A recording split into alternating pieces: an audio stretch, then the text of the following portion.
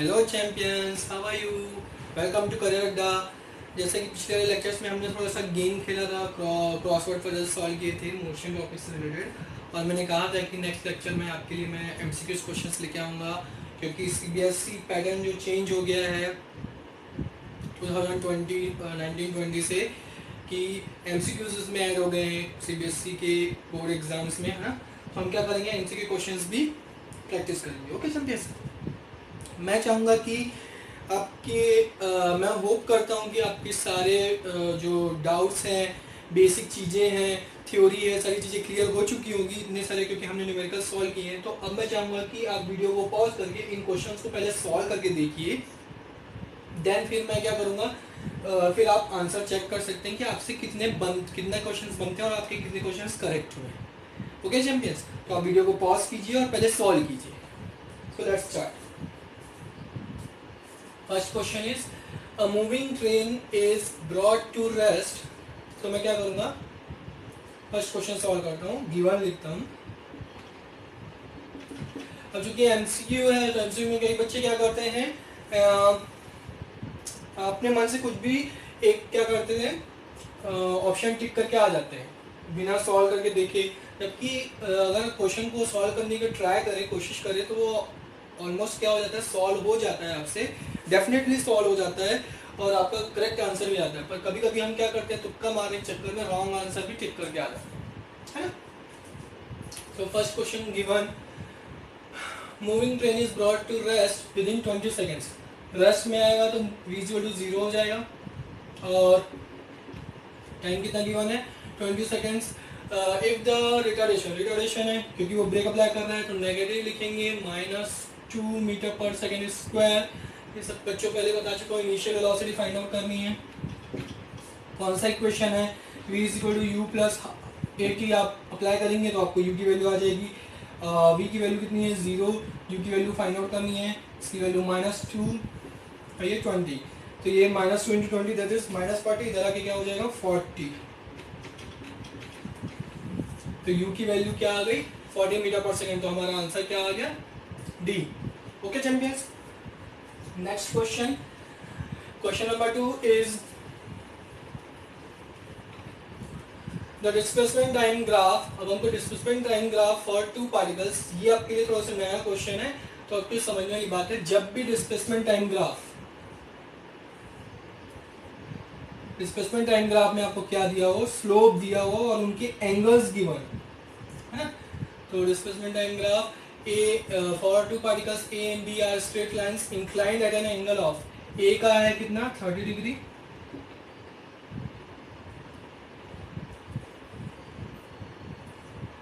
और बी का कितना है 60 डिग्री। ये बी, ये ए, कौन सा ग्राफ है, डिस्प्लेसमेंट टाइम ग्राफ है ना। तो जब भी आपको एंगल दिया हो तो आप इसको क्या कर सकते हैं, राइट एंगल ट्रायंगल के फॉर्म में आप देख सकते हैं कि ये जैसे 30 डिग्री है, तो हम क्या करते हैं, ट्रिग्नोमेट्री में आप 10th क्लास में ट्रिग्नोमेट्री पढ़ेंगे, तो मैं यहाँ पे छोटे से शॉर्ट फॉर्म में आपको बता दे रहा हूँ कि इसको कैसे सॉल्व करना है, और इसका फॉर्मूला याद रखना फिर उसके बाद। तो ट्रिग्नोमेट्री में tan थीटा का फॉर्मूला होता है परपेंडिकुलर अपॉन बेस, है ना। जैसे कि हम अभी तक क्वेश्चन सॉल्व किए, स्लोप इज इक्वल टू क्या ले लेते हैं, परपेंडिकुलर अपॉन बेस ले लेते हैं। ये स्लोप है, ये स्लोप इज इक्वल टू क्या होता है, tan थीटा का फॉर्मूला होता है परपेंडिकुलर अपॉन बेस। तो यहाँ पे थीटा की वैल्यू, ये थीटा जो है वो एंगल है ना। तो एंगल 30 डिग्री दिया हुआ है, तो tan 30 is equal to perpendicular upon base, ये हमारा क्या हो जाएगा, फॉर्मूला बन जाएगा। समझ में आया। तो यहाँ पे tan 30 और tan 60 यहाँ पे लिख सकते हैं। तो जो tan 30 और tan 60 की वैल्यू होती है, जो आप ट्रिग्नोमेट्री चैप्टर जब क्लास 10 में पढ़ेंगे तो आप याद रखेंगे, उस समय पढ़ेंगे। तो अभी मैं बता देता हूँ इस क्वेश्चन के लिए। tan 30 की वैल्यू होती है 1/√3 और tan 60 की वैल्यू होती है √3, है ना। तो अब यहाँ पे क्या करना है हमको, तो ये जो है ये, अब ये जो हमको क्या पता है, स्लोप इज इक्वल टू क्या होता है, परपेंडिकुलर अपॉन बेस, ठीक है। तो ये perpendicular upon base right hand side दोनों का इक्वल है, तो मैं क्या लिख सकता हूँ, slope is equal to tan 30। और ये जो स्लोप है वो किसके लिए हम अप्लाई करते हैं, स्पीड के लिए अप्लाई करते हैं, या वेलोसिटी क्या करते हैं, तो स्पीड इज इक्वल टू क्या होता है, slope, slope is equal to क्या मिल गया हमको, tan थीटा मिल गया, क्या मिल गया, tan थीटा मिल गया। तो अब यहाँ पे पुट करते हैं, अब हमको क्या बोल रहे हैं वो, रेशियोज ऑफ वेलोसिटी वीए वीबी, तो वीए और वीबी की क्या करना है हमको, रेशियो फाइंड आउट करना है। तो वीए इज इक्वल टू क्या मिल गया हमको, tan theta that is 30 degree, A के लिए 30 डिग्री दी मैंने, और tan 60, बी के लिए कितना डिग्री की हो रहा है, 60 डिग्री की हो रहा है, तो tan 60, तो tan 30 की वैल्यू होती है 1/√3, जैसे कि मैं यहाँ बता चुका हूँ आपको। tan 60 की वैल्यू होती है √3, तो 1/√3 इंटू 1/√3 है ना, ये डिवाइडेड बाई 1 है, तो इंटू में जब मेन डिवीजन को इंटू में चेंज करेंगे तो क्या हो जाएगा, वो रेसिप्रोकल हो जाएगा 1/√3, तो 1/√3 इंटू 1/√3 क्या हो जाएगा, 1/3, तो हमको रेशियो क्या मिल जाएगा, 1/3। तो इसका मतलब हमारा option is D is correct. Okay champions, clear है। तो आप ये याद रखेंगे कि जब भी आपको एंगल में गिवन हो तो आप वो स्लोप वाला फॉर्मूला लगा के आप क्या करो, डायरेक्ट tan डिग्री एंगल लिख लो, tan थीटा लिख लो,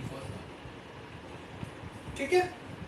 here is the next question, question number 3 is a body moving with initial velocity of, तो थर्ड क्वेश्चन क्या बोल रहा है, इनिशियल वेलोसिटी कितनी है, 5 मीटर पर सेकेंड, एक्सेलरेशन कितना गिवन है, 2 मीटर पर सेकेंड स्क्वायर। बहुत इजी है क्वेश्चन बच्चों, एमसीक्यूज डर लगता है हमको देख के, पर बहुत इजी होते हैं, आप उनको स्टेप वाइज सॉल्व करें तो आंसर आ ही जाता है। Its velocity after 10 seconds, velocity पूछ रहा है आफ्टर 10 सेकेंड्स, तो v is equal to u plus a से हमारा आंसर आ जाएगा ये, है ना, v is equal to 5 plus 2 into 10 25, तो 25 मीटर पर सेकेंड, तो ये हमारा option B is correct. Okay champions, next question बहुत इजी है, question number 4।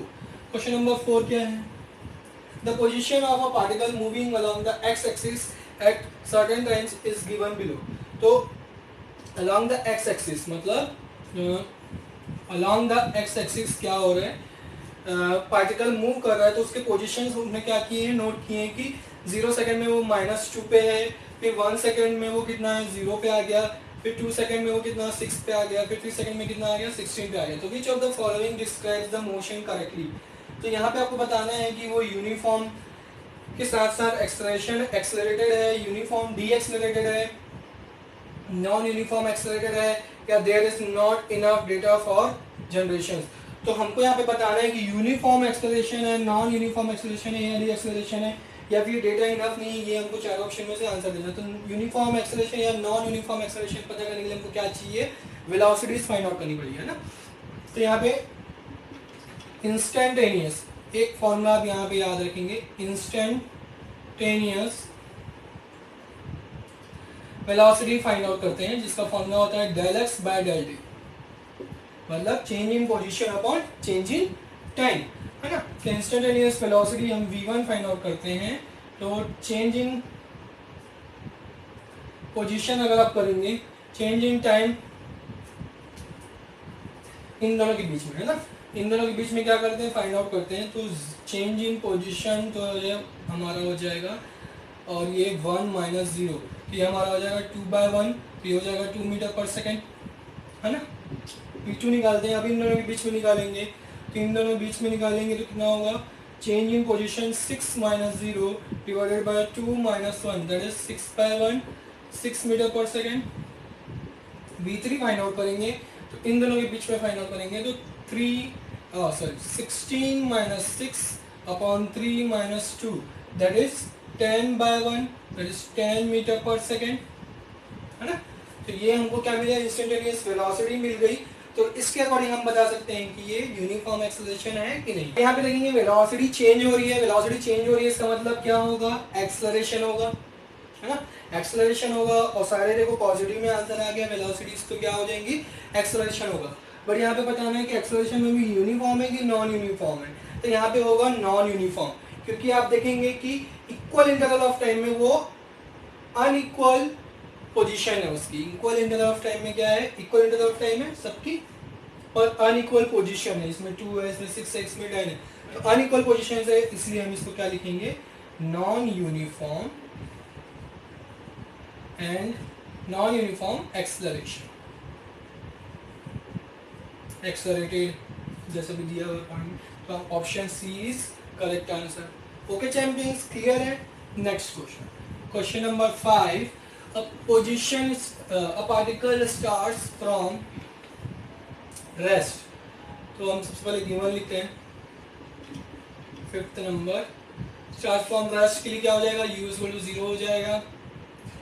Acceleration versus time दिया हुआ है, इज शोन इन फिगर में दिया हुआ है, तो हमको क्या करना है, मैक्सिमम स्पीड निकालना है। तो जब भी हम क्या करते हैं, एटी ग्राफ में जब भी हमको क्या करना हो, स्पीड फाइंड आउट करना हो या वेलोसिटी फाइंड आउट करनी हो, तो हम क्या करते हैं, उसका एरिया निकालते हैं, एरिया ऑफ 80।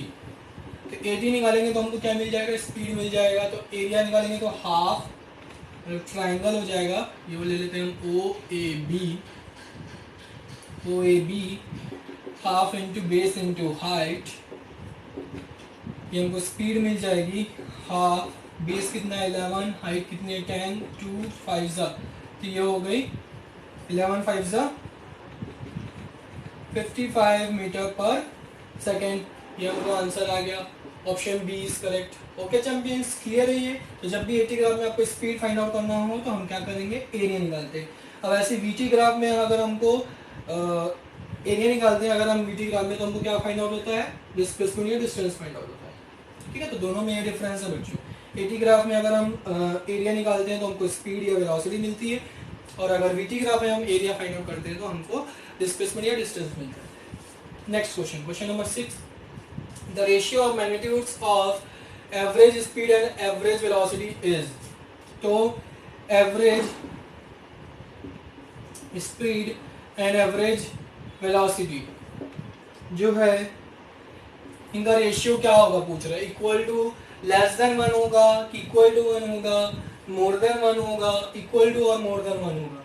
तो इक्वल टू, स्ट्रेट पाथ के लिए क्या होता है, स्पीड और वेलोसिटी दोनों सेम होती है, तब उस केस में क्या होगा, इक्वल टू 1 होगा। और अगर डायरेक्शन चेंज करता है तो ये क्या हो जाता है, एवरेज वेलोसिटी कम हो जाती है ना, क्योंकि उसका डिस्प्लेसमेंट कम हो जाता है। तो एवरेज वेलोसिटी कम होगी, मतलब उनका रेशियो क्या हो जाएगा, ग्रेटर देन 1 हो जाएगा, है ना। तो इसलिए हम बोल सकते हैं कि ग्रेटर देन इक्वल टू 1, मतलब वो इक्वल टू 1 भी हो सकता है और ग्रेटर देन 1 भी हो सकता है। तो इसलिए हम क्या लिखेंगे इसको, ऑप्शन डी। ठीक है, next and last question, question number 7, a particle is travelling with a constant speed, this means. अगर कोई पार्टिकल कांस्टेंट स्पीड से चलता है तो उसका क्या मतलब है। तो कांस्टेंट स्पीड को हम और क्या बोलते हैं बच्चों, यूनिफॉर्म स्पीड भी बोलते हैं, मैं बता चुका हूँ आपको। तो यूनिफॉर्म स्पीड की डेफिनेशन क्या है, equal distance and equal interval of time. तो इसलिए ऑप्शन बी इज करेक्ट। बहुत ही इजी क्वेश्चन थे बच्चों, बेसिक क्वेश्चन थे, तो आप प्रैक्टिस करते रहिए, डॉट्स निकालते रहिए और आंसर बेचते रहिए। Okay champions, bye bye, take care, see you in the next lecture.